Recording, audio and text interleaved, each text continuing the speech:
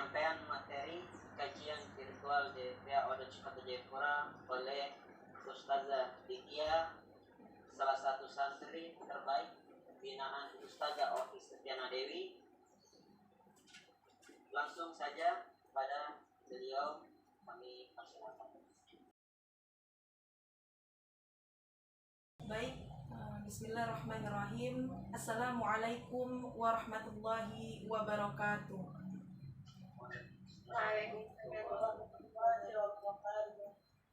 Alhamdulillahirrabbilalamin. Wabihi nasta'in ala umuri dunya waddin. Asyhadu an la ilaha illallah wa asyhadu anna muhammadar rasulullah. Amma ba'du, yang kami hormati Ketua Oda DPA Kota Jayapura, Ustadz Irsyad serta jajarannya, dan yang kami hormati para orang tua kami di sini dan guru-guru kami juga ada yang hadir. Alhamdulillah, syukur yang tidak terhingga kita haturkan kepada Allah Subhanahu wa taala. Pada pagi ini Allah memberikan kepada kita kesempatan, nikmat kesehatan, ya, nikmat iman, nikmat Islam, dan hidayah kepada kita. Kalaulah tanpa hidayah Allah Subhanahu wa taala, tidak akan terpanggil hati kita untuk mendatangi taklim, ya, belajar, mendatangi kajian, karena salah satu tanda orang yang mendapatkan hidayah Allah Subhanahu wa taala mudah dan terpanggil hatinya untuk mendatangi kajian ataupun taklim, belajar, silaturahmi, karena itu merupakan salah satu untuk memperkuat iman kita. Ya, ketika kita berkumpul dengan orang-orang solih, ketika kita mendatangi kajian, ketika kita taklim, itulah salah satu cara kita untuk ngecas iman kita. Jadi di sini kita alhamdulillah termasuk salah satu orang yang Allah beri hidayah. Jadi pertahankan hidayah tersebut. Nah, kalau hidayah memang Allah pasti akan kasih bagi yang mau. Nah, jadi semoga kita di sini Allah selalu berikan hidayah iman, Islam, Al-Quran di hati kita, ya, hingga silaturahmi kita tidak terputus, dakwah Quran kita semakin kuat insya Allahnya. Ya, dengan inilah salah satunya menyambung silaturahmi, kajian, taklim, dan ya berkumpul dengan orang-orang solih. Alhamdulillah, syukur yang tidak terhingga kita haturkan kepada Allah Subhanahu wa taala. Karena ada yang Allah beri kesempatan tapi tidak Allah beri kesehatan. Ya, banyak teman-teman kita sekarang yang lagi terbaring sakit, ingin hati sekali mendengar kajian, tapi kemampuan fisik tidak Allah beri. Nah, dan ada juga yang Allah kasih kesehatan tapi tidak Allah kasih kesempatan. Mungkin dengan kesibukan yang lain belum sempat untuk membersamai kita. Namun kita di sini Allah kasih kesempatan, Allah kasih kesehatan, itu merupakan nikmat yang luar biasa Allah berikan kepada kita. Dan intinya di balik itu semua Allah hanya minta kita untuk bersyukur. Ya, Allah tidak minta untuk ganti. Ya, Allah tidak minta untuk bayar, tapi yang Allah minta syukur. La in syakartum la azidannakum wa la in kafartum inna adzabi lasyadid. Kata Allah, barang siapa yang bersyukur akan nikmatku, niscaya akan aku tambah. Dan sebaliknya, barang siapa yang kufur, ingkar, tunggulah azabku yang bersengatan pedih. Nah, ini salah satu rasa syukur kita kepada Allah Subhanahu wa taala, mempergunakan nikmat sehat kita dan kesempatan yang Allah beri untuk taklim, untuk belajar, untuk silaturahmi. Semoga kita tergolong hamba-hamba yang syakirin. Amin ya rabbal alamin. Salawat dan salam tak kunjung padamnya kita kirimkan buat proklamator Islam, huwa akhirul anbiya wa imamur rasul, akhrajan nas minaz zulumati ilan nur. Akhir sekalian nabi, imam sekalian rasul, dan panutan bagi kita semua umatnya. Nanti di padang mahsyar perlu kita ketahui, Rasulullah SAW mondar-mandir nyari umatnya, ya. Rasulullah mondar-mandir nyari kita umatnya. Rasulullah sujud dengan lamanya sujud di hadapan Allah. Kata Allah, bangkitlah dan mintalah apa yang engkau beri. Apa Rasulullah kata kepada Allah Subhanahu wa taala? Saya ingin menuntut janji engkau ya Allah, ya. Sekarang umatku sedang kehausan. Lalu apa jawaban Allah? Ya Muhammad, ini telaga Al-Kautsar, berilah kepada umatmu. Begitu Rasulullah mempedulikan kita, mengingat kita. Dan pun Rasulullah bilang kepada para sahabat, wahai para sahabat, saya rindu dengan saudara saya. Lalu sahabat menjawab, bukankah kami ini saudaramu ya Rasulullah? Siapakah yang engkau rindui ya Rasulullah? Kata Rasulullah, bukan. Kalian itu bukan saudaraku, kalian itu sahabatku. Lalu siapa yang engkau rindui wahai Rasulullah? Rasul menjawab, mereka yang belum pernah bertemu denganku namun beriman kepadaku. Jadi kita berharap kita termasuk salah satunya. Jika Rasulullah merindui kita, kenapa tidak kita balas rindu itu? Dan jika Rasulullah sekarang menunggu kita di jannahnya Allah, kenapa tidak kita jemput penantian itu? Nah, cinta dan rindu kita kepada Rasulullah merupakan modal yang besar untuk kita nanti bertemu dengan Allah dan Rasulnya. Semoga kita diakui sebagai umatnya dan mendapatkan syafaat di yaumil akhir nanti. Amin ya rabbal alamin. Baik, langsung saja pada pagi ini ya, di Jakarta sekarang sudah pukul 7.39 ya. Kalau di bagian timur sudah pukul 10 ya. Sudah mau pukul 10. Jadi beda 2 jam ya kita di sini, kita agak pagian kalau di sini ngajinya jadinya. Alhamdulillah saya sangat bersyukur sekali di sini saya kembali menjalin silaturahmi dengan orang tua saya, guru saya, adik kakak saya di sini semuanya, masya Allah, rasa terlepaskan rindu selama ini. Insya Allah ini juga merupakan salah satu kita ya, walaupun belum bisa untuk bertemu. Insya Allah di sini kita juga bisa untuk menyambung silaturahmi. Sebelumnya saya ingin memperkenalkan diri saya.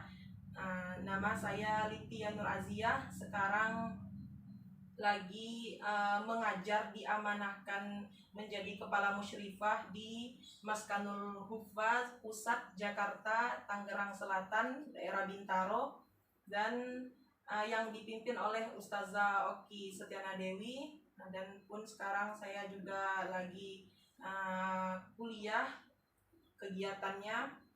Dan sebelumnya saya minta maaf, rasanya tidak pantas sekali untuk saya berbicara di forum ini karena di sini banyak orang-orang hebat, para orang tua saya, guru saya, kakak-kakak saya, dan semuanya orang-orang hebat yang lebih berpengalaman luas dari saya sendiri. Tapi ketika diamanahin untuk kembali menyampaikan walaupun satu ayat perintah Rasulullah dan menyambung silaturahmi, alhamdulillah Allah pertemukan kita di forum ini. Di sebelumnya saya minta maaf jika nanti ada pertanyaan yang tidak terjawab ataupun kesalahan saya itu semata-mata karena kebodohan saya, dan pun kalau ada benarnya semata-mata karena ilmunya Allah. Dan pun sekarang saya masih juga dalam tahap proses belajar, dan alhamdulillah dalam belajar juga mengajar untuk sedikit mengaplikasikan ilmu yang ada dan kembali mendakwakannya. Dan di sini ya harap dimaklumi lah, kami juga dalam masih proses belajar intinya. Dan di sini kita saling berbagi, mungkin bukan hanya saya sendiri nanti yang akan berbicara, kita saling sharing. Yang ada pertanyaan yang mungkin saya belum bisa jawab, bisa dilempar ke ustazah, ustadz yang ada di forum ini. Baik, langsung saja pada pagi ini ya, dengan tema kita nasib milenial di langit ketujuh. Temanya keren ya. Alhamdulillah kita memperingati Isra Mi'raj Nabi Muhammad SAW. Ketika kita berbicara bulan Muharram, kita diingatkan dengan peristiwa hijrah. Ketika kita berbicara bulan Ramadan, kita diingatkan dengan peristiwa nuzulul Quran. Ketika kita berbicara bulan Rabiul Awal, kita diingatkan dengan kelahiran Nabi Muhammad SAW. Dan ketika kita berada di bulan Rajab, berbicara bulan Rajab, kita diingatkan dengan peristiwa Isra dan Mi'raj. Jadi semua peristiwa yang terjadi ini tidak lain dan tidak bukan untuk peringatan bagi kita dan juga hikmah yang harus kita ambil. Sesuatu yang terjadi di muka bumi Allah ini tidak akan terjadi kecuali karena kehendak Allah, dan sesuatu yang terjadi di muka bumi Allah ini tidak ada yang sia-sia tanpa ada hikmah di dalamnya Allah jadikan itu terjadi. Nah, jadi sekarang kita berada di bulan Rajab. Kita berbicara tentang peristiwa Isra Mi'raj Nabi Muhammad SAW. Dan perlu kita ketahui, di balik kisah Isra Mi'raj ini ada hal yang penting di dalamnya, yaitu yang dibawa oleh Rasulullah SAW, sholat. Yang mana sholat ini merupakan tanda kemuliaan, tanda kitanya amalan yang dimuliakan oleh Allah, kita mulia di sisi Allah. Jadi bahkan Rasulullah SAW sebelum wafat pun mengingatkan kepada kita untuk sholat. Begitu istimewanya sholat. Allah perintahkan kita untuk puasa, cukup turun ayat. Allah perintahkan kita untuk zakat, cukup turun ayat. Tapi ketika Allah perintahkan untuk sholat, Rasulullah SAW langsung yang menjemput. Jadi kisah Isra Mi'raj ini mungkin sudah lazim bagi kita. Setiap tahun kita memperingatinya, dan mungkin di hari-hari kita juga membaca sirah nabawiyah, kita mendengarkan kajian-kajian para guru kita. Insya Allah kisah Isra Mi'raj ini semua kita sudah paham dan sudah tahu, sudah lazim bagi kita. Dari perjalanan Rasulullah SAW dari Masjidil Haram di kota Mekah sampai ke Masjidil Aqsa di Palestina, bahkan di situ Allah mengabadikan di surah Al-Isra yang telah dibacakan tadi. Allah di situ meyakinkan, melihatkan bahwa kebesaran Allah dalam peristiwa tersebut. Kalau kita berpikir secara logika, itu memang hal mustahil yang akan terjadi. Tidak mungkin dalam satu malam itu terjadi perjalanan yang sangat dahsyat. Tapi di situ kita berbicara keimanan. Nah, jadi ketika itu ada 3 golongan di zaman Rasulullah. Ketika Rasulullah menjalankan perjalanan Isra dan Mi'rajnya. Yang pertama, orang yang sudah betul-betul membenci Rasulullah, dapat kisah tersebut, dapat peristiwa tersebut, malah makin benci, malah mengatakan Rasulullah gila. Dalam satu malam terjadi perjalanan yang sangat dahsyat, tidak percaya. Dan ada golongan orang yang setengah percaya, setengah tidak. Mereka beriman, mereka yakin Rasulullah Nabi Allah. Tapi juga mereka ragu dengan peristiwa tersebut. Dan ada golongan yang ketiga, mereka yang betul-betul meyakini bahwa peristiwa itu ada. Mereka yang sudah betul-betul yakin mengikuti Rasulullah, malah bertambah keimanannya. Jadi semoga kita termasuk golongan yang ketiga yang meyakini peristiwa tersebut. Karena sampai sekarang pun ada yang meyakini, ada yang tidak. Ada juga yang setuju dengan memperingatkan Isra Mi'raj, ada juga yang berkomentar. Itu wajar, itu memang sudah menjadi fitrahnya dari zaman Rasulullah. Ada Abu Jahal, ada Abu Lahab, ada Muhammad. Sampai sekarang pun akan seperti itu. Jadi semoga kita termasuk golongan orang-orang yang beriman, meyakini peristiwa tersebut. Allah sudah menjelaskan dalam surah Al-Isra, Subhanalladzi asra bi'abdihi lailan minal masjidil haram ilal masjidil aqsa alladzi barakna haulahu linuriyahu min ayatina innahu huwas samiul basir. Di situ Allah menjelaskan perjalanan Rasulullah SAW, dan Allah juga menjelaskan perjalanan Mi'rajnya, naiknya Rasulullah SAW dalam surah An-Najm. Jadi apa yang kita ragukan? Tidak ada lagi alasan kita untuk ragu. Memang sudah Allah tuliskan, Allah abadikan di dalam Al-Quran kisahnya. Allah sebutkan di dalam Al-Quran kisahnya, dan sedangkan Al-Quran dan Sunnah merupakan petunjuk bagi kita.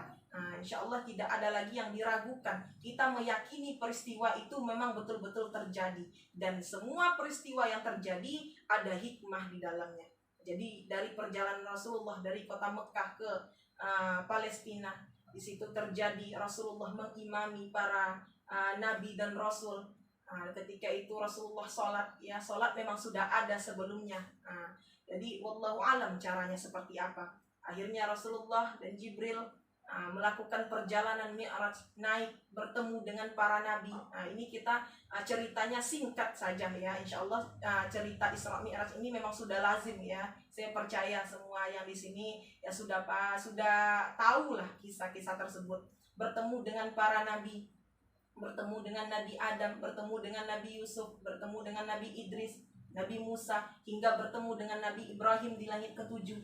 Dan di situ dalam perjalanannya Allah memperlihatkan kepada Rasulullah beberapa golongan-golongan orang yang mendapat siksaan Allah ya. Salah satunya orang yang besar perutnya, ada serombongan orang yang menginjak-injak perutnya. Rasulullah bertanya kepada malaikat Jibril, itu golongan siapakah wahai malaikat Jibril? Merekalah orang yang memakan riba, kata Jibril kepada Rasulullah SAW. Dan Rasulullah pun dilihatkan kepada orang yang mandi di lautan darah. Rasul pun bertanya kepada malaikat Jibril. Jibril menjawab, merekalah orang-orang yang memakan harta anak yatim. Rasulullah juga diperlihatkan dengan orang-orang yang ketika diberikan makanan yang baik dan makanan yang tidak baik, makanan yang busuk, mereka memiliki makanan yang tidak baik. Itu tandanya apa ya Jibril? Jibril menjelaskan kepada Rasulullah, mereka orang yang di muka bumi Allah yang suka berzina. Allah sudah memberikan jalan untuk halalnya dalam berhubungan laki-laki dan perempuan, tapi memilih untuk berzina, memilih untuk hal yang haram. Itu balasannya. Jadi Rasulullah dipertemukan dengan beberapa kejadian tersebut, dan itu menjadi hikmah untuk kita ya. Bagaimana kita harus menghindari hal-hal tersebut. Itu merupakan peringatan bagi kita. Kalau kita melakukan hal seperti ini, ikotnya ini ataupun balasannya ini. Jadi itu peringatan untuk kita. Kita sudah tahu bagaimana kita berusaha untuk lebih menjaga dalam kehidupan ini. Yang namanya salah pasti, kita manusiawi, kesalahan itu pasti ada. Tapi bagaimana kita berhati-hati, disitulah letaknya takwa. Dan sampai perjalanan Rasulullah ke langit ketujuh ya, sampai ke Sidratul Muntaha yang tempat tertinggi di langit ketujuh, langsung bertemu dengan Allah. Dengan Allah perintahkan untuk sholat ya, yang awalnya 50 waktu, tapi ketika Nabi kita Muhammad SAW turun, Nabi Musa memperingatkan kepada Rasulullah, umatmu tidak akan sanggup. Negosiasi nego terus sama Allah hingga 5 waktu. Begitu pahamnya ya Nabi Musa terhadap kita. Sedangkan 5 waktu saja kita juga masih berat untuk melaksanakannya. Apalagi kalau seandainya perintah sholat itu 50 kali waktu yang kita lakukan. Tapi dalam segi fadilahnya, dalam segi pahalanya, itu sama. 5 waktu yang kita lakukan mendapatkan 50 kali lipat kebaikan. Itu kelebihannya kita umat Nabi Muhammad SAW. Ketika beramal kebaikan, Allah akan lipat gandakan pahalanya. Beda lagi nanti ketika kita bertemu dengan bulan Ramadan, Allah malah melipat gandakan lagi dengan dari 10 lipat kebaikan menjadi 70 kali lipat kebaikan. Begitu kasih sayangnya Allah kepada kita, melipat gandakan pahala ataupun balasannya untuk kita yang beramal soleh. Akhirnya dapatlah perintah sholat yang tadinya 50 hingga 5 waktu. Dan kenapa ya sangat istimewanya sholat? Kita harus tahu dulu. Jangan sampai kita sholat karena malu dengan teman. Jangan sampai kita sholat hanya sekedar menggugurkan kewajiban umat muslim sholat. Tapi kita harus tahu dulu apa itu sholat dan apa fungsinya sholat, apa fadilahnya sholat, apa manfaatnya sholat. Karena sesuatu yang kita lakukan pasti kita ingin tahu apa kelebihannya dan kenapa kita harus sholat. Kalau hanya sekedar mengerjakan sesuatu tanpa kita tahu fadilahnya, di situ semangat pun akan berkurang dalam menjalankan perintah Allah. Jadi kita harus tahu dulu apa fungsinya sholat ya. Kalau se-Papua pun nggak sholat, Allah nggak rugi. Yang rugi kita ya. Na'udzubillah. Jadi di sini fungsinya kita. Jika sholat kita mendapatkan hal ini, jika tidak sholat kita akan mendapatkan hal itu.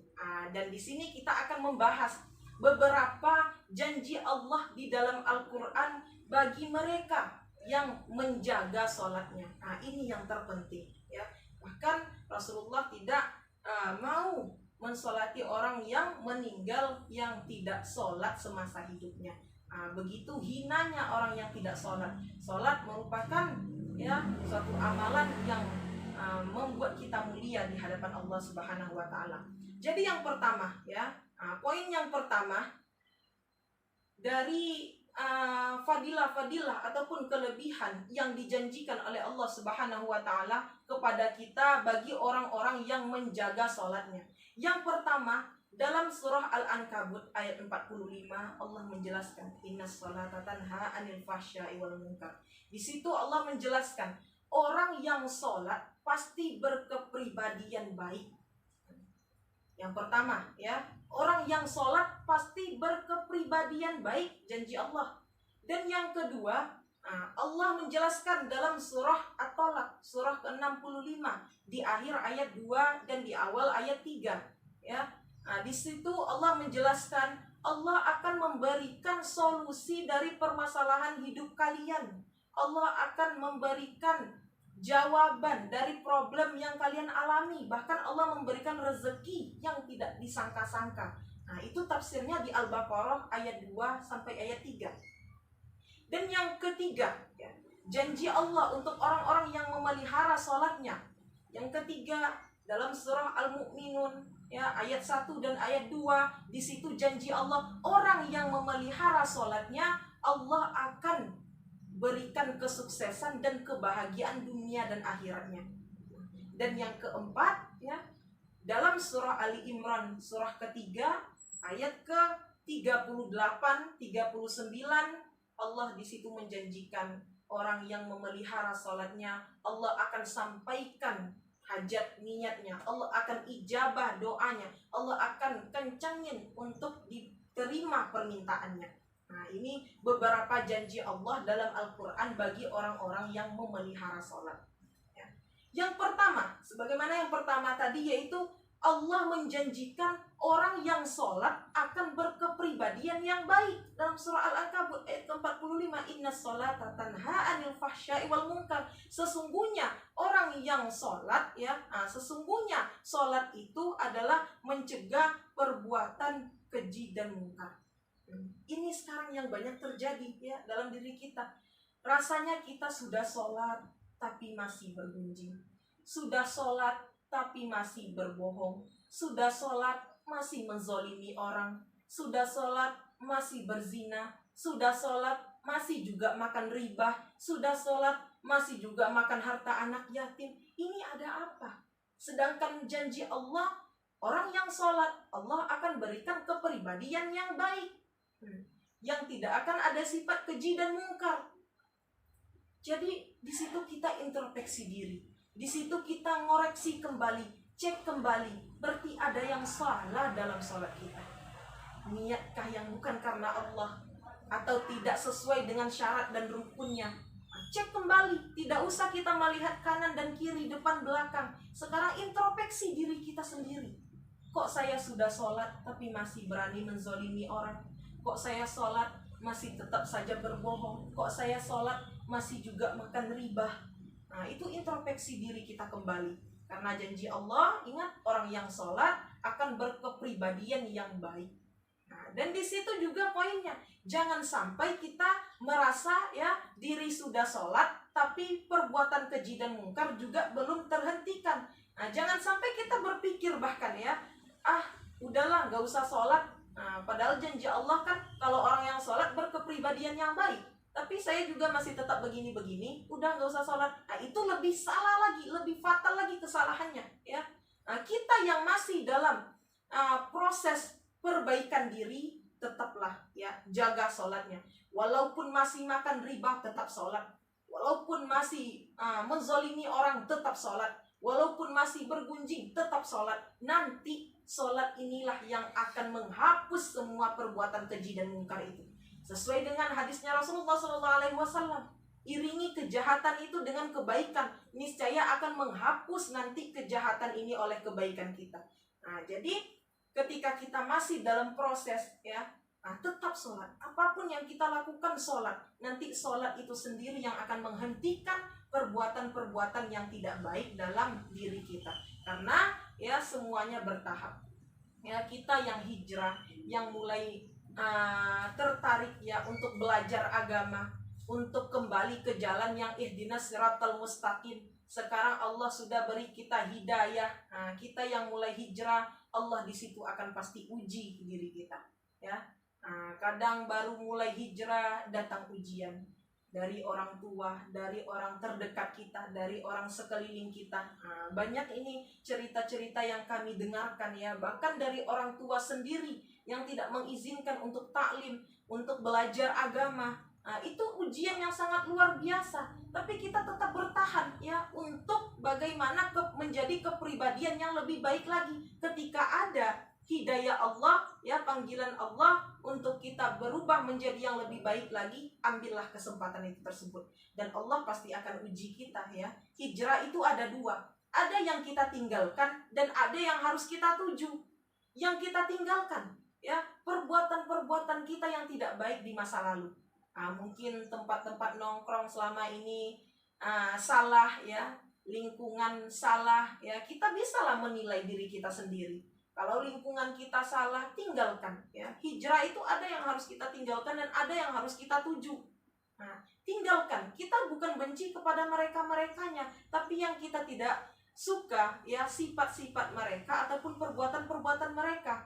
Kalau selama ini ya tempat nongkrong kita salah, cari tempat nongkrong yang bisa meningkatkan keimanan kita. Kalau betul-betul ingin berhijrah ya. Dan ada yang kita tuju. Apa yang kita tuju? Ya tentunya tidak lain dan tidak bukan ridhonya Allah Subhanahu wa Ta'ala. Jadi hijrah itu dua, ada yang kita tinggalkan ya, dan ada yang kita tuju, yaitu paling tingginya ridhonya Allah Subhanahu wa Ta'ala. Dan tentunya itu bertahap ya. Untuk kita di sini ya, kebanyakan juga saya lihat di sini anak milenial dan juga orang tua banyak ya. Tetaplah kalian bertahan dalam iman ya, tetaplah bertahan dalam hijrah. Tidak ada hari yang paling sulit melainkan hari penghisapan nanti. Sesulit apapun kita sekarang dalam hijrah, sesulit apapun kita sekarang dalam persaudaraan, sesulit apapun kita sekarang dalam dakwah, tetaplah bersabar, kokoh dalam iman, tetap taat dalam ketakwaan. Karena Allah hanya mengatakan innallaha ma'as sabirin. Allah bersama orang-orang yang sabar. Wallahu yuhibbus sabirin. Allah mencintai orang-orang yang sabar. Minta sama Allah kesabaran tanpa batas hingga nanti kita peroleh pahala-pahala dari sabar tersebut. Jadi ini kita yang dalam proses hijrah sekarang ya, tetap bertahan, tetap kokoh dalam iman. Apapun yang menjadi ujian bagi kita, ingatlah wahai teman-teman ya, sesungguhnya ujian yang Allah berikan itu adalah tanda cintanya Allah kepada kita. Kalau Allah tidak uji, hati-hati, Allah sedang tidak memperhatikan kita ya. Jangan senang ketika kita berbuat maksiat, ketika kita berbuat tidak baik, tapi rezeki lancar, urusan lancar ya, merasa di situ dicintai Allah padahal perbuatan kita salah. Hati-hati, dalam agama kita itu diistilahkan dengan istidraj ya, kenikmatan yang azab yang berbentuk kenikmatan. Sewaktu-waktu Allah pasti akan turunkan azab. Jadi hati-hati. Kadang kita pernah merasa iri ya, merasa cemburu gitu melihat orang sekeliling kita. Ada orang yang dia tidak mengerjakan perintah Allah tapi kok rezekinya lancar ya. Ada orang yang bahkan menzolimi orang-orang sekitarnya tapi kok kayaknya hidupnya bahagia. Itu hati-hati dengan orang yang seperti itu. Dalam istilahnya istidraj, itu azab yang berbungkus kenikmatan ya. Sewaktu-waktu Allah pasti akan turunkan azab. Jadi kita yang diuji oleh Allah ya. Tingginya level keimanan seorang hamba ketika datang ujian Allah, ia ridho menerimanya, bisa tersenyum untuk menerimanya, karena yakin tanda dicintainya Allah adalah ketika Allah uji kita. Ya, dalam Al-Quran betapa banyak Allah menjelaskan ya, tidaklah masuk surga mereka sebelum kami uji. Ya, dalam surah Al-Baqarah juga Allah katakan kami pasti akan menguji mereka dengan sedikit penderitaan, ketakutan, kelaparan, kekurangan harta, jiwa, dan kabarkan bagi mereka yang dan kabarkan kabar gembira bagi mereka yang siapa? Alladzina idza asabatuhum musibah qalu inna lillahi wa inna ilaihi raji'un, yang bisa mengembalikan kepada Allah semuanya ujian yang ia hadapi. Jadi ujian Allah ini adalah tanda cintanya Allah kepada kita, ya, bukan tanda Allah benci, ya, bukan tanda Allah marah, tapi tanda cintanya Allah kepada kita ketika Allah uji, ya. Betapa banyak Allah katakan dalam Al-Quran berulang kali, la yukallifullahu nafsan illa wus'aha. Allah tidak akan memberikan ujian sesuai dengan kesanggupan hambanya. Kenapa Allah uji kita? Karena kita tidak sanggup. Yang lain karena kita sanggup, ya. Yang lain belum tentu sanggup. Jadi kalau kita bisa berpegang dengan ayat tersebut, kita bisa meyakini, mengimani bahwa Allah memberikan ujian sesuai dengan kesanggupan hambanya. Insya Allah disitulah akan kita menjalankan ujian Allah itu dengan kesabaran dan akan bisa lebih lega. Jadi semua kita diuji oleh Allah Subhanahu wa taala. Ujian Allah, ya, ketika kita berniat untuk berhijrah, untuk memperbaiki kepribadian kita, bagaimana menjadi pribadi yang lebih baik lagi.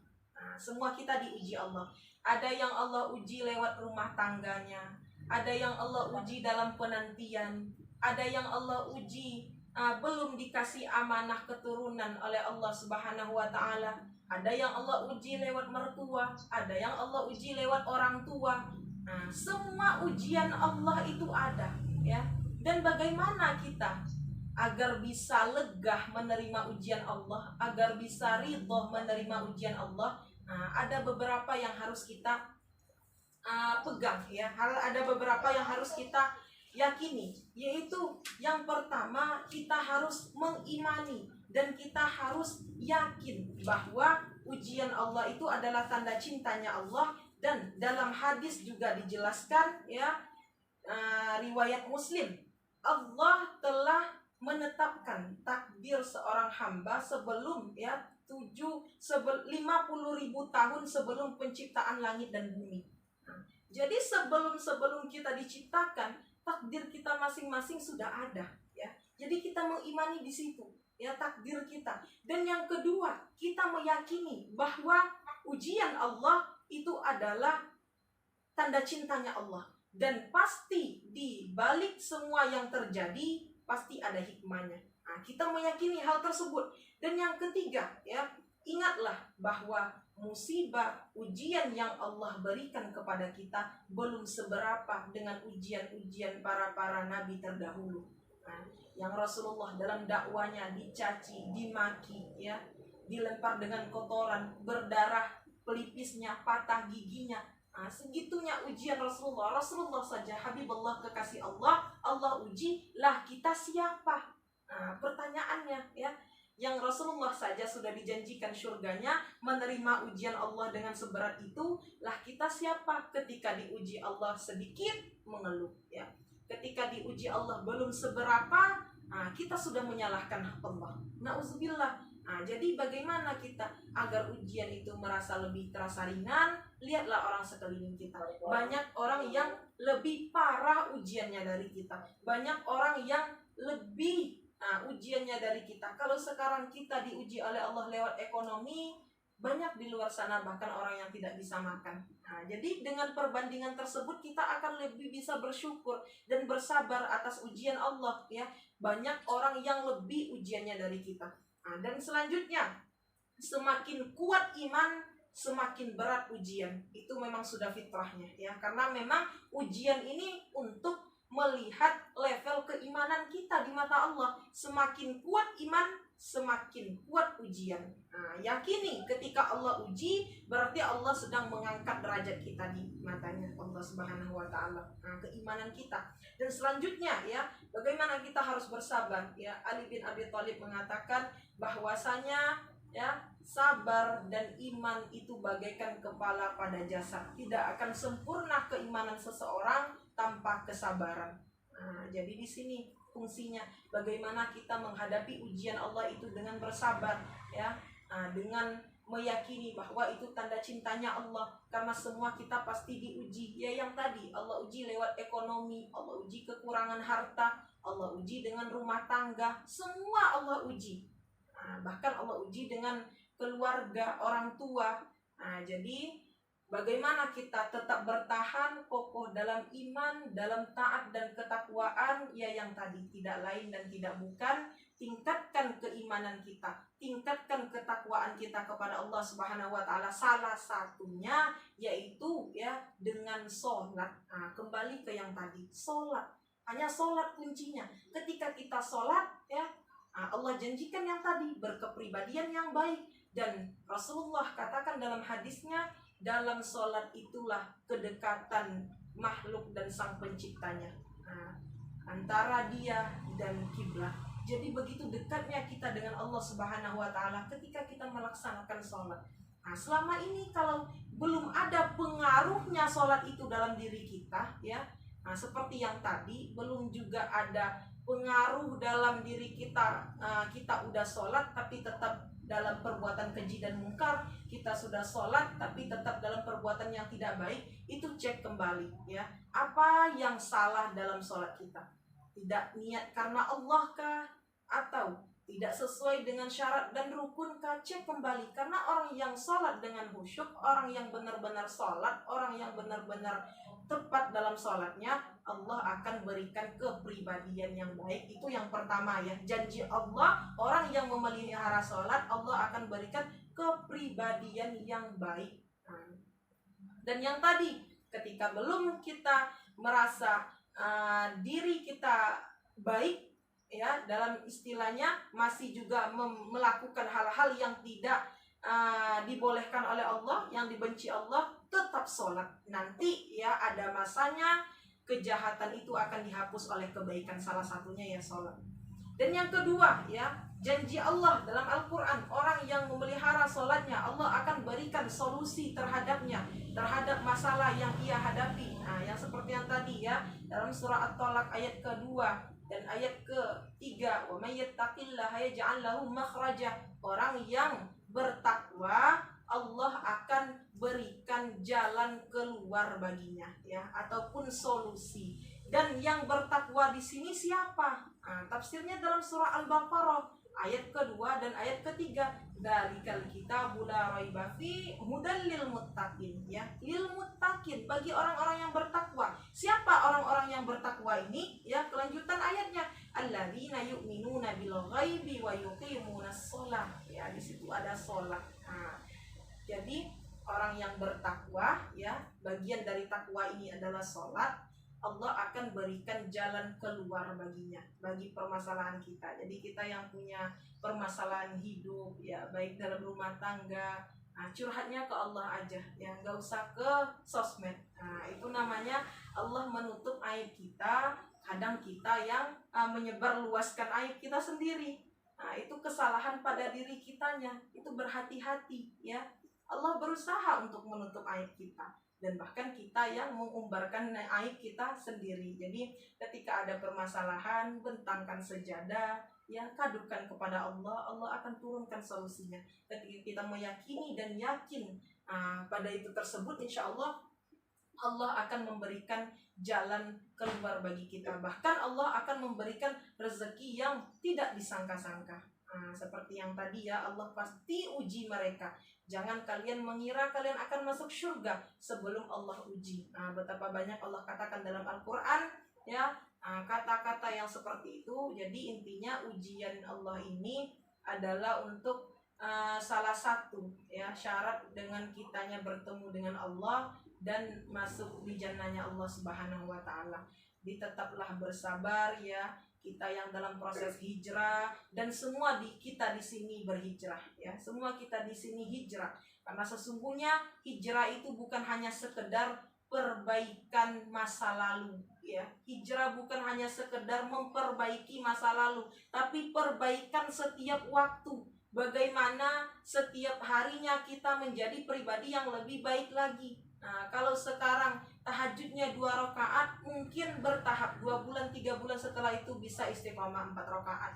Kalau duhanya selama ini masih 2 rakaat, Mungkin 3 bulan 4 bulan bertahap bisa dengan istiqomah 6 rakaat. Mungkin selama ini kita kurang pekah dengan orang tua, dengan tetangga, dengan orang terdekat kita, ya, hanya memikirkan diri sendiri. Mungkin kedepannya akan lebih bertahap, ya, memperhatikan orang tua, memperhatikan tetangga, kaum kerabat kita, lebih peduli kepada lingkungan, karena itu merupakan salah satu ibadah, ya. Ada ibadah ritual berupa hubungan kita dengan Allah, ya contohnya sholat, dan ada ibadah sosial, ya, hubungan kita dengan masyarakat, dan dua-dua ini sejalan, ya. Hubungan kita dengan manusia dan hubungan kita dengan Allah tidak bisa dipisahkan, ya.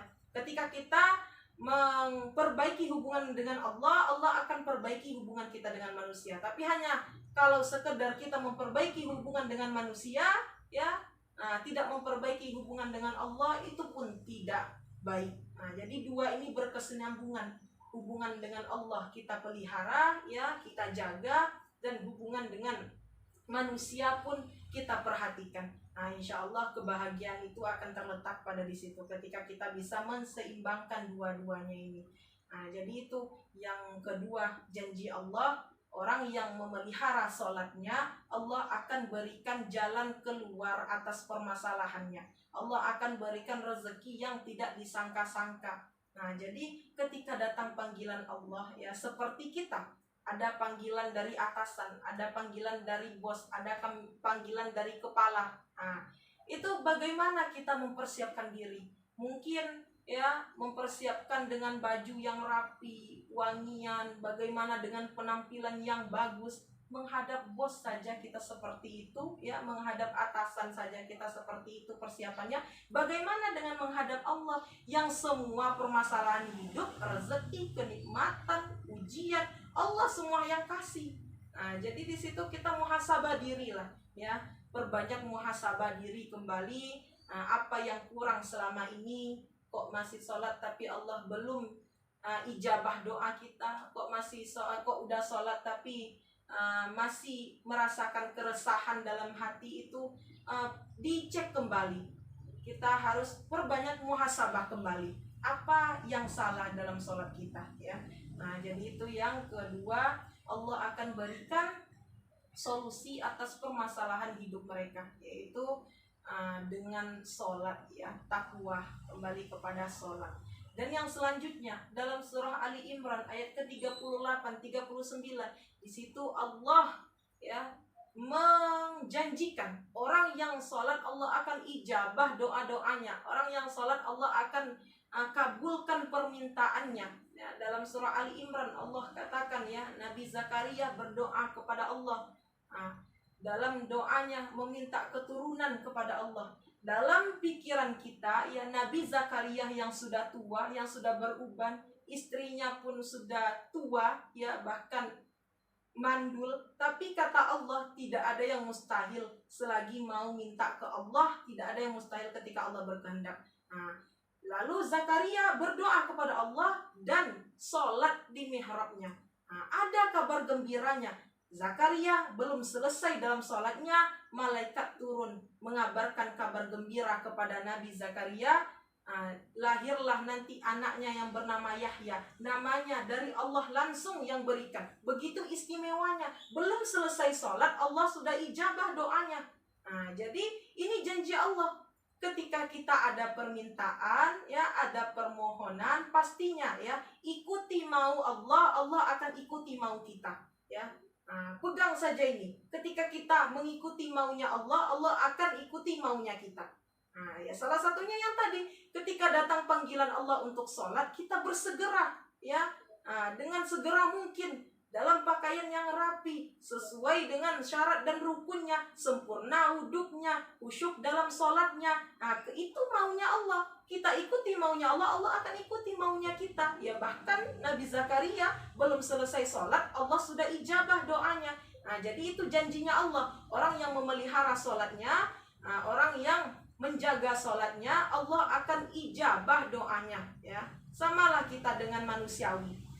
Kalau kita ada permintaan, kalau kita ada permohonan, kalau kita ada hajat, ya, pasti kepada orang yang kita kenal dan pasti kepada orang yang terdekat kita ya. Gak mungkin kita mau ngutang ke orang yang tidak kita kenal, orang pun gak bakal mau ngutangin kita ya.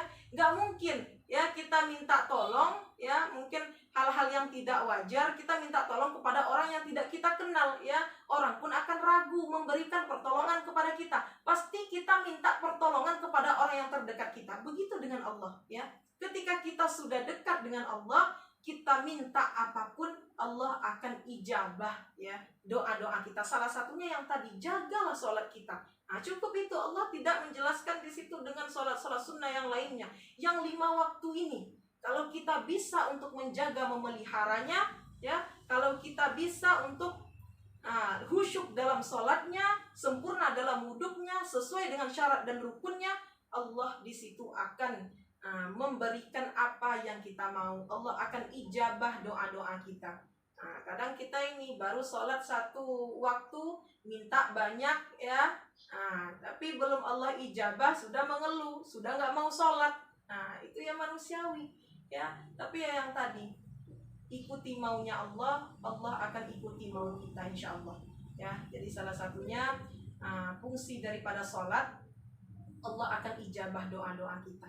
Dan yang terakhir ya, yang keempat, ketika kita menjaga dan memelihara sholat kita, di situ Allah akan janjikan kebahagiaan dan kesuksesan untuk kita. Dalam surah Al-Mu'minun ya, Allah katakan dalam ayat pertama dan ayat kedua, qad aflahal mu'minun ya.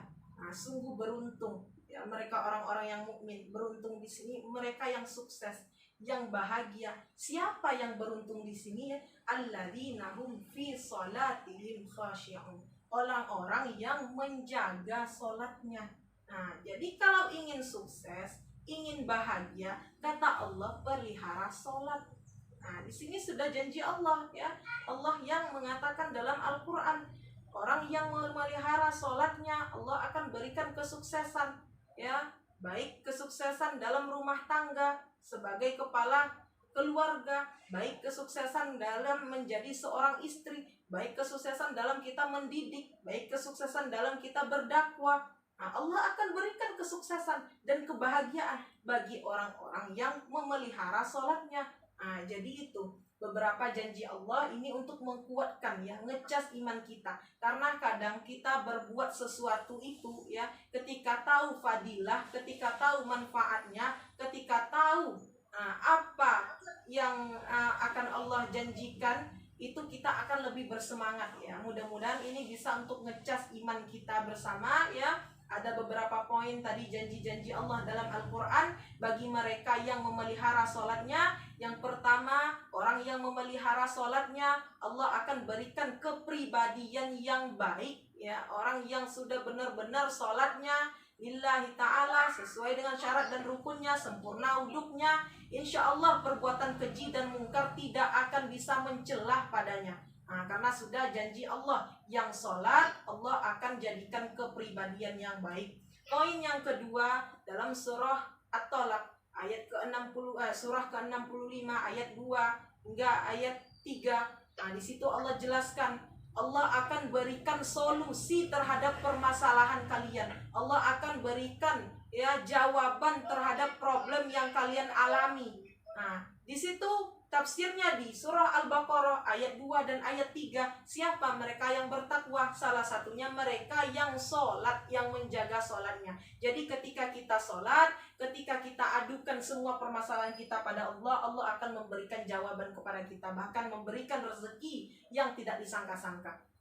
Dan yang ketiga ya, dalam surah Ali Imran ayat ke-38 sampai ke-39, di situ janji Allah, orang yang memelihara sholatnya, orang yang menjaga sholatnya, Allah akan ijabah doanya ya. Allah akan turuti kemauannya, menerima permintaannya.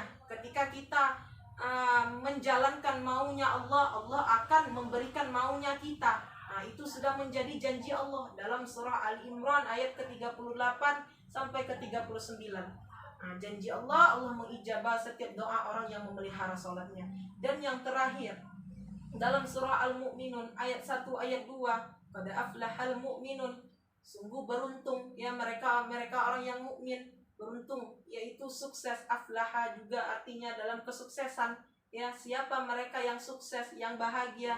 Nah, lanjutan ayat selanjutnya, mereka yang memelihara sholatnya, mereka sholatnya yang khusyuk.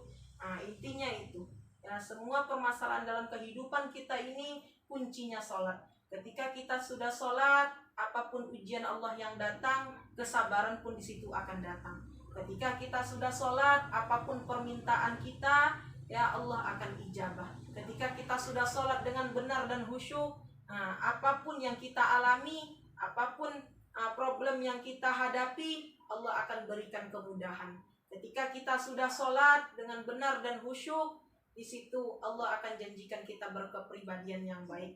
Nah, jadi di balik kisah Isra Mi'raj ini ada hal yang lebih penting, yaitu sesuatu yang dibawa Nabi adalah sholat ya. Yang tadi saking istimewanya sholat, Allah perintahkan untuk puasa, cukup turun ayat. Allah perintahkan untuk zakat, cukup turun ayat. Dan ketika Allah perintahkan untuk sholat, itu Nabi langsung yang menjemput sholat tersebut. Nah, jadi ya, harapan kita ya semoga kita di sini sama-sama ya untuk ngecas iman kita, sama-sama untuk bisa lebih memperbaiki sholat kita. Insya Allah kalau sholat kita sudah baik, hubungan kita sudah baik dengan Allah, Allah akan berikan hubungan baik kepada makhluk. Nah, disitulah letaknya kebahagiaan. Di itu poin-poinnya ya. Jadi di balik kisah Isra Mi'raj ini ada hal yang penting ya, yaitu sesuatu yang dibawa Nabi, yang mana ini merupakan tanda kemuliaan hamba pada Rabbnya, yaitu amalan sholat. Bahkan Rasulullah SAW sudah mau wafat pun memperingatkan kepada kita untuk sholat.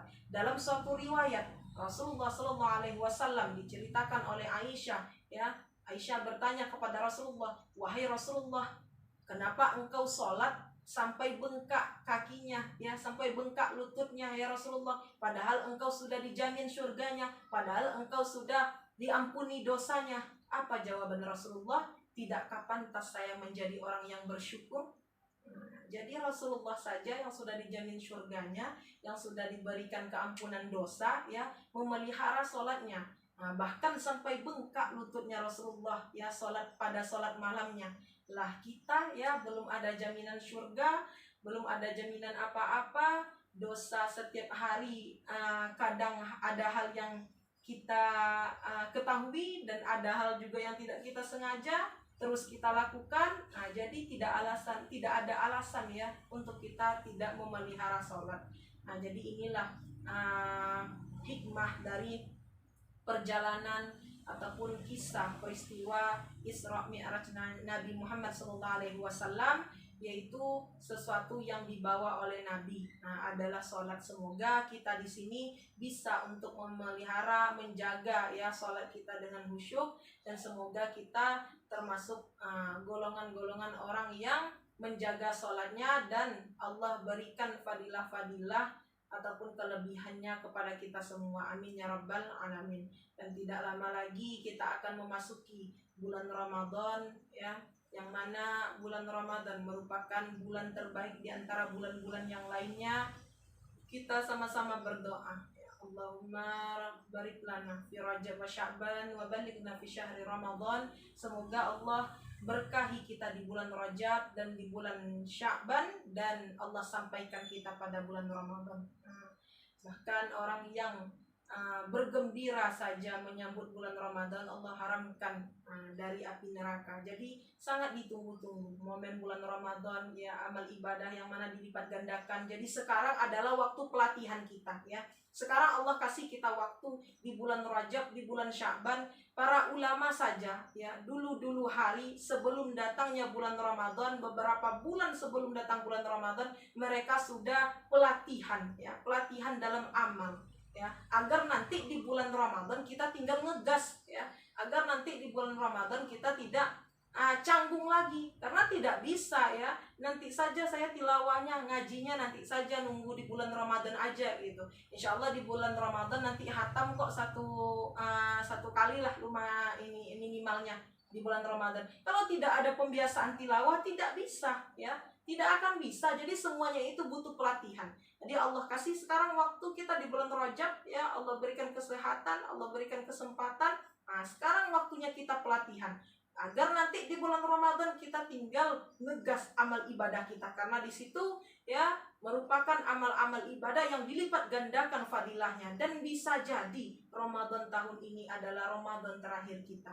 Nah, betapa banyak saudara kita, kaum kerabat kita, tetangga kita, teman kita, saudara kita yang telah duluan, ya, yang telah Allah panggil, yang tidak sempat untuk mencicipi bulan Ramadan ini, dan kita tetap selalu berdoa, ya Allah, sampaikan kita pada bulan Ramadan ini, dan ketika nanti datang di bulan Ramadan, anggap itu Ramadan terakhir kita, agar lebih kuat dalam amal dan ibadahnya. Jadi sekarang ini kita masuk ke pelatihan, ya, pelatihan agar nanti di bulan Ramadan lebih semangat lagi. Nah, tilawahnya, alhamdulillah saya merasakan sekali manfaatnya, ya, adanya komunitas Odots ini untuk saling mengingatkan, ya, dalam kebaikan, terutamanya tilawah. Nah, ketika kita tidak tilawah, ada nanti yang mengingatkan. Nah, jadi di sini kita sama-sama saling mengingatkan dalam kebaikan. Begitulah fungsinya pertemanan. Abu Yahamka mengatakan, ketika teman kita lupa, Allah datangkan kita untuk mengingatkannya. Dan ketika kita yang lupa, nantinya Allah datangkan teman kita untuk memberikan peringatan kepada kita. Hargailah pertemanan, mungkin karenanya kamu akan masuk surga. Jadi jangan lepas dari jemaah. Ingat, serigala itu akan mudah menangkap orang yang sendiri. Jangan lepas dari jemaah, tetap pada komunitasnya yang baik-baik, ya, yang selalu mengingatkan dalam kebaikan. Salah satunya dalam komunitas Odots yang Masya Allah manfaatnya, ya, yang saling mengingatkan kepada kebaikan. Dan sekarang kita mulai pelatihan sholatnya, sholat malamnya, sunnahnya kita tegakkan, yang wajib-wajib kita utamakan, agar nanti di bulan Ramadan, ya, harapan kita kita akan lebih bersemangat untuk mengerjakan amal ibadah. Amin ya rabbal alamin. Baik, mungkin demikian yang dapat kami sampaikan, ya, pada pagi hari ini. Kalau di sana udah siang, ya, dimana ada kesalahan ataupun kejanggalannya kami dalam berbicara, kami banyak-banyak minta maaf. Mungkin demikian. Jika ada beberapa pertanyaan, kalaupun kami bisa jawab, insya Allah kami jawab. Tapi kalau belum bisa kami jawab, mungkin dijadiin PR atau nanti dilempar ke ustadz ataupun ustazah yang ada di forum ini. Baik, demikian yang dapat kami sampaikan. Semoga ada manfaatnya dan semoga bisa kita mengamalkan, mengaplikasikan dalam kehidupan kita, terutama bagi kami yang menyampaikan. Sesungguhnya dakwah itu adalah, jemaah itu adalah sarana dakwah, dan sasaran dakwah itu adalah sebenarnya orang yang menyampaikan dakwah. Jadi semoga kita bisa mengamalkan, ya, mengaplikasikan dalam kehidupan sehari-hari. Jika ada benarnya, itu semata-mata karena ilmunya Allah, dan jika ada salahnya semata-mata karena kebodohan kami. Demikian, ihdinas siratal mustaqim. Wassalamualaikum warahmatullahi wabarakatuh.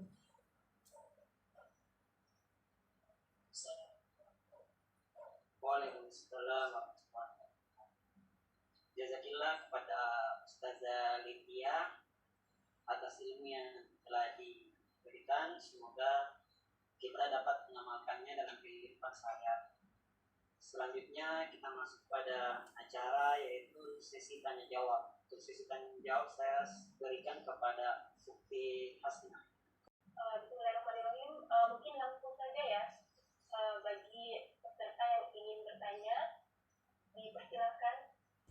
Ini sudah ada satu pertanyaan dari Muhammad Sukito, ya. Assalamualaikum. Izin bertanya, apakah ada kewajiban untuk mengganti sholat terdahulu yang tidak dikerjakan setelah hijrah atau bertaubat? Baik, pertanyaan insya Allah akan kami jawab, ya.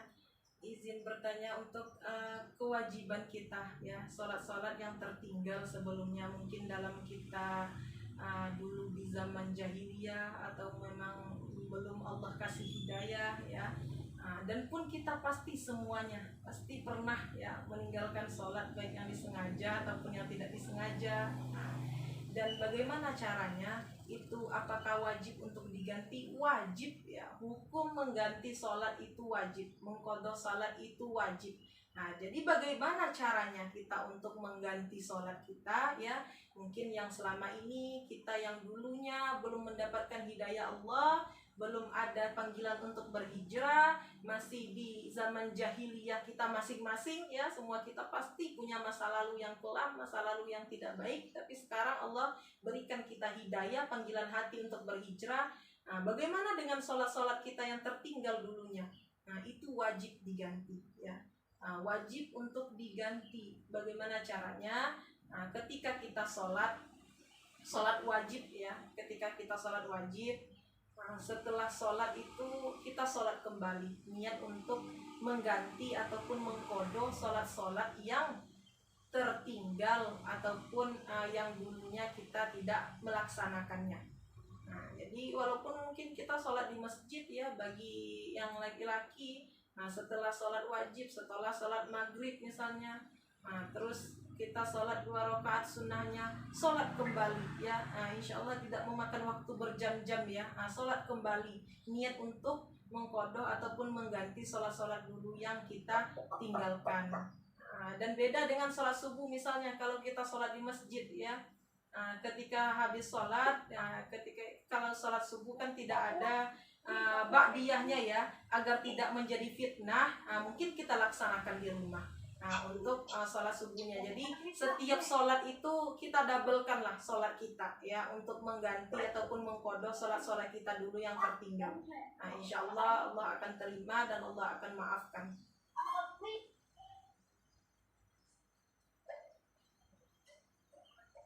Baik, selanjutnya ada pertanyaan lagi? Ya, ini mungkin tadi sudah ya untuk jawabannya. Ya, wajib.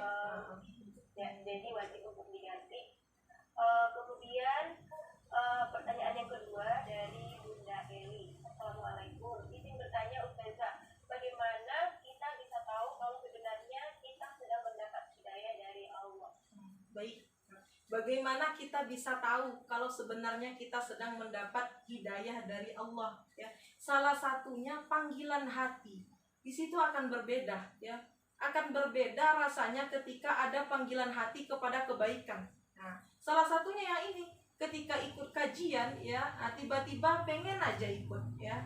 Tiba-tiba ada panggilan hati, ya udah pengen gabung. Itu salah satu tanda hidayah Allah ya.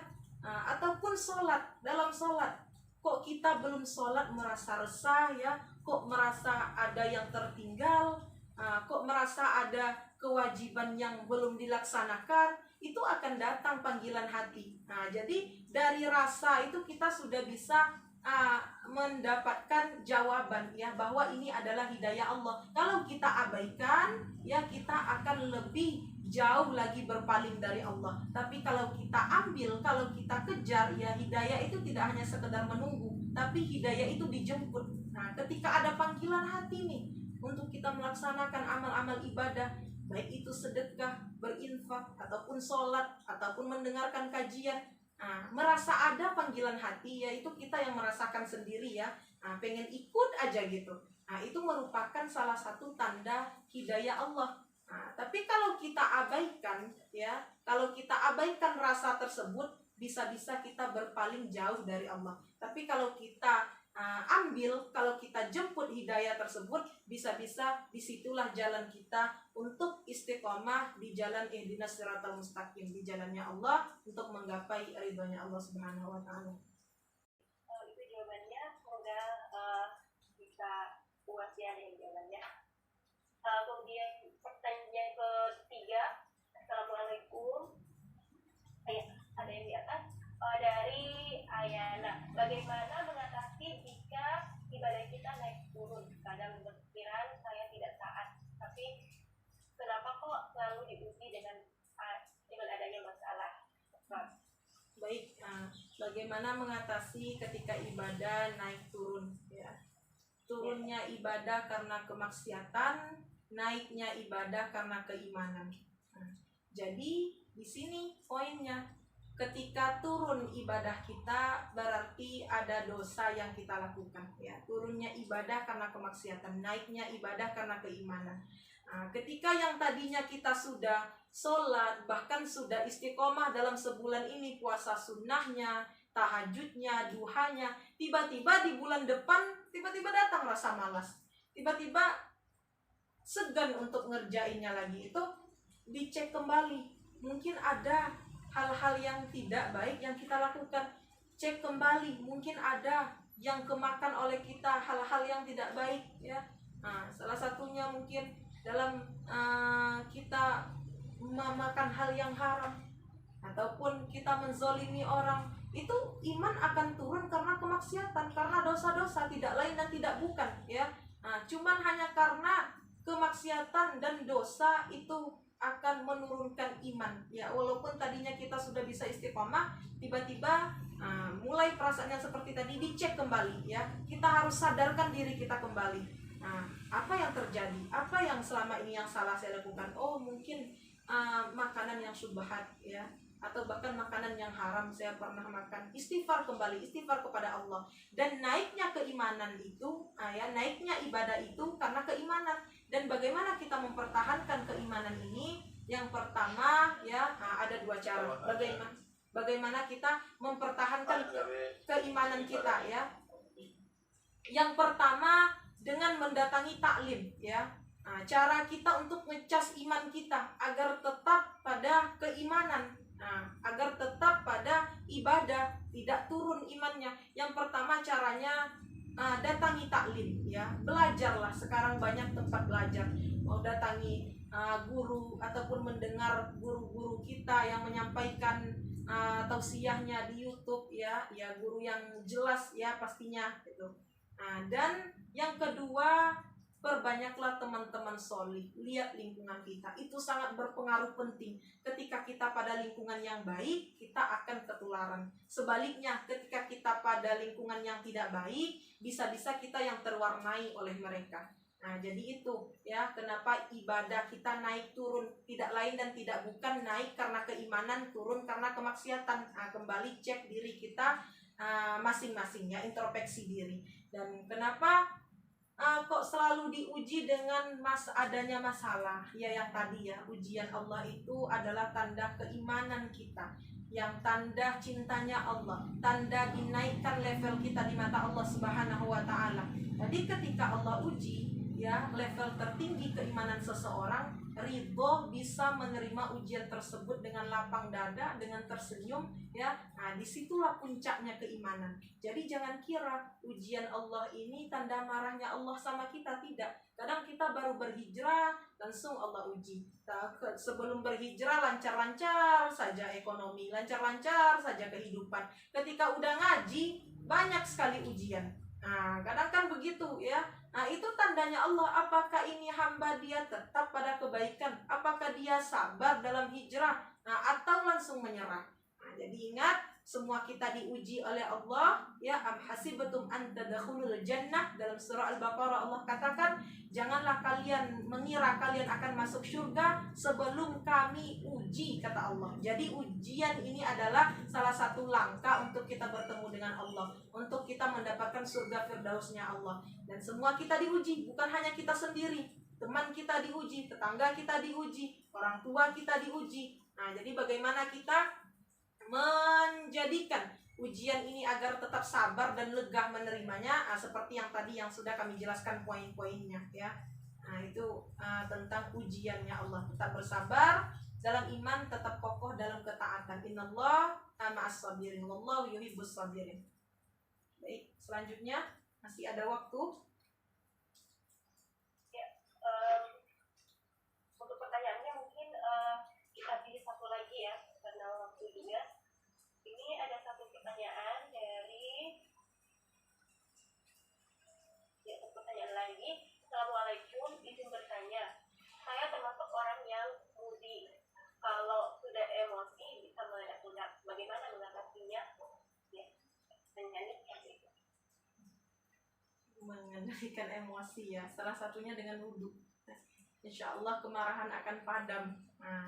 Dan Rasulullah ya menasehati kita, la taghdab, dada miraran, ya, la taghdab, jangan marah.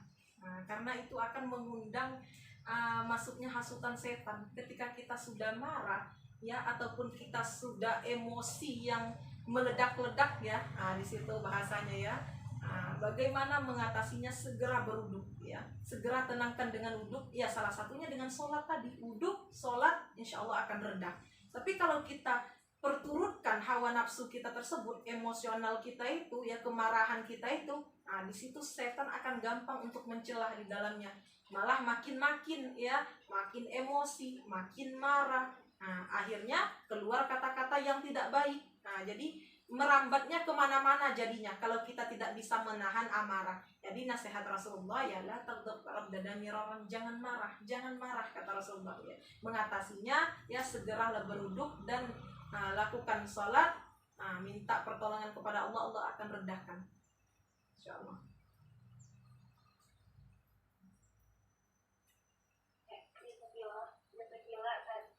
Jawaban-jawabannya Ustazah. Ini masih ada satu pertanyaan, mungkin disimpan dulu ya, dari Budi Jono. Nanti mungkin untuk jawabannya bisa dijawab ya Ustazah Lydia, nanti mungkin kami japri untuk pertanyaan yang belum sempat dijawab. Baik, untuk sesi tanya jawab cukup sekian dan saya kembalikan lagi ke ada Afidayat. Alhamdulillah, sesi tanya jawab telah berakhir. Jazakillah kepada Ustazah Lydia dan Dr. Hasna. Untuk selanjutnya kita masuk kepada penutup doa. Izin Ustazah Lydia bisa pimpin doa sebelum kita mengakhiri kegiatan kita. Baik, Ustaz.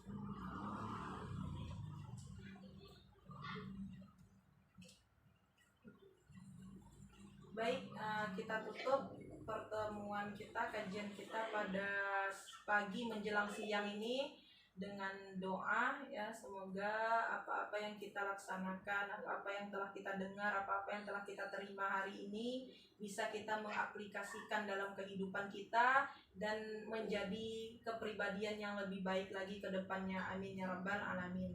Dan sebelumnya sedikit saya meminta waktu sekitar 5 menit, ya, untuk memperkenalkan, ya, Mas Kanul Hufaz kepada teman-teman semua, kepada orang tua di sini.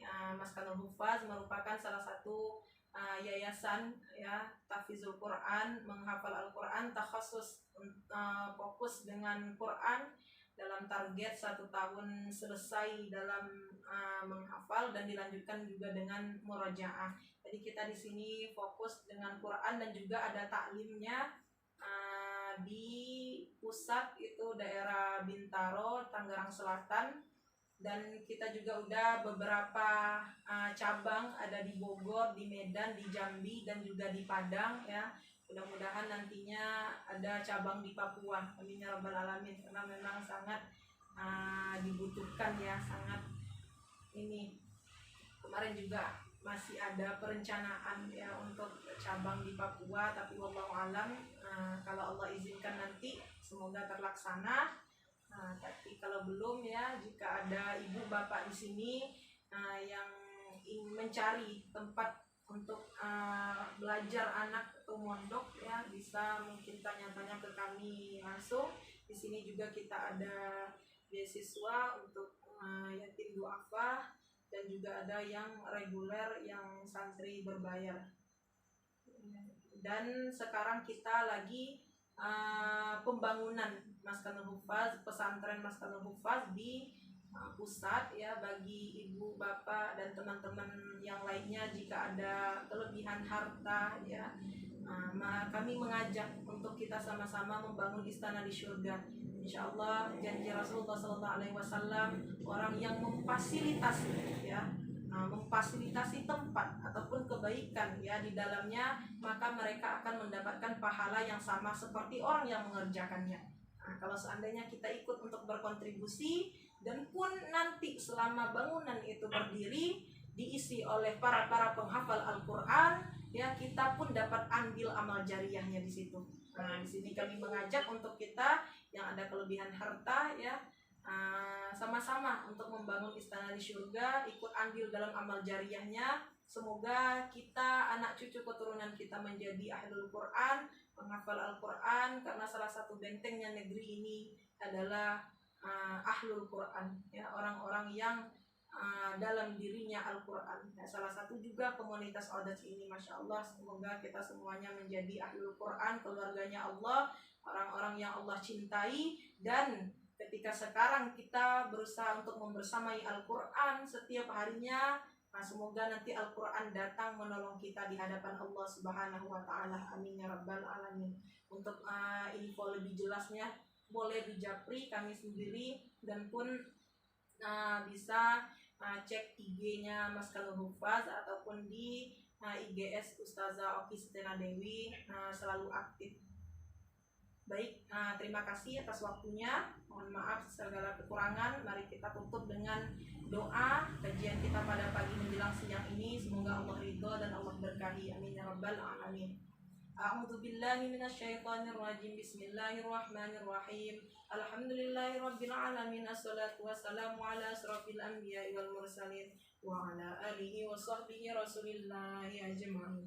Allahumma ighfir lana dzunubana ya Allah ya Ghafur. Allahumma ighfir lana dzunubana wa liwalidayna warhamhuma kama rabbayana shaghira, wa li ustazina wa muallimina wa usratina wa sahabatina wa lil muslimina wal muslimat wal mu'minina wal mu'minat bi rahmatika ya arhamar rahimin. Allahumma inna nas'aluka ilman nafi'an wa imanan kamilan wa yaqinan sadiqan wa khairan qariban wa syarran ba'idah wa waladan salihan wa amalan maqbulan wa tijaratan lan tabura ya arhamar rahimin. Allahumma ya muqallibal qulub tsabbit qulubana ala dinika wa ala ta'atik bi rahmatika ya arhamar rahimin. Ya Allah ya Tuhan kami, ampuni dosa kami ya Allah, ampuni dosa kami yang telah lalu maupun dosa kami yang sekarang dan dosa kami yang akan datang ya Allah. Duhai Allah yang maha pengasih lagi maha penyayang, bimbing kami dalam jalan hijrah kami ya Allah. Tidak akan bisa kami tanpa bimbingan Engkau. La haula wa la quwata illa billahil aliyyil azim.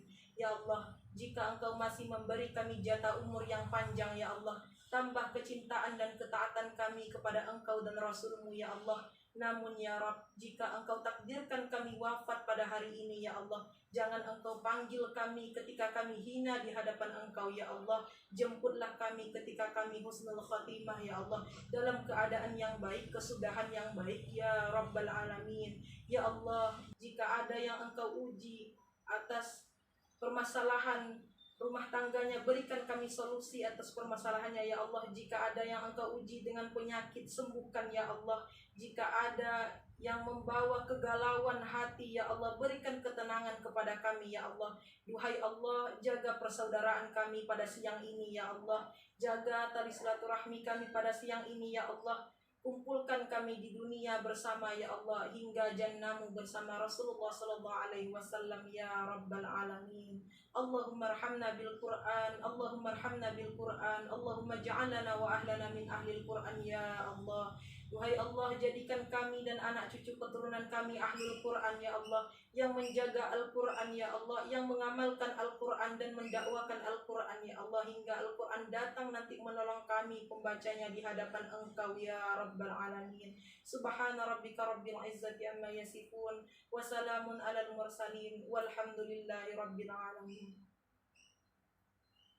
Demikian ihdinas siratal mustaqim. Wassalamualaikum warahmatullahi wabarakatuh.